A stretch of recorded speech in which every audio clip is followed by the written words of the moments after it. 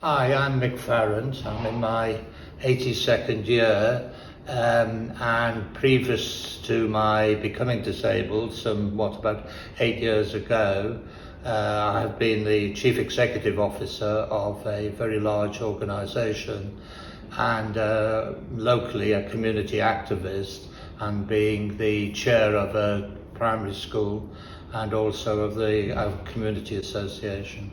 I believe, because I've been a very privileged person in our society, that I should put back into our society what I can from my own particular experience.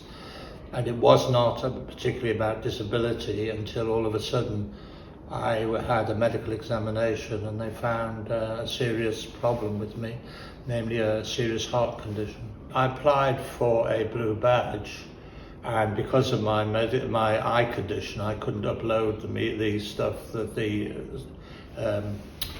information was needed, and I asked that a officer came to my house, and they refused and said I constituted a health and safety risk. I also, not a benefit, but was threatened with removal of my car because I couldn't upload a document when I was in a hospital with intensive care, and they knew all of this. I believed that anybody would help people, particularly when it didn't cost any money, and I was just shocked I was treated like this. I wouldn't have believed it had it not happened to me. And then I thought, well, perhaps other people have had this treatment. And then I went going to both the Disability Oversight Panel and, even more importantly, the CDA. I began to realise I was not alone. I think that was really the turning point in my understanding of disability, when the social concept of disability, and then it was like everything just began to fall in place.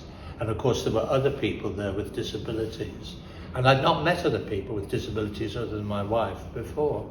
And it was really that made me think, my goodness, there is a major problem, not only in Camden, but in our society, about how people deal with people with disabilities. There are huge numbers, particularly with our modern technology, of ways of actually helping people who are deaf, who are visually impaired, but there seems to be no realization that by providing these, or by not providing these, it makes our life worse.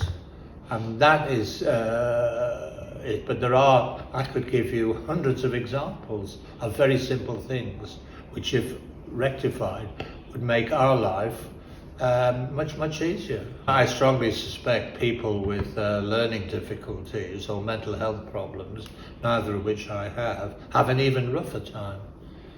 And listening to people at our meetings, that's true. The very first thing that has to be done is publicity and realization of what's going on.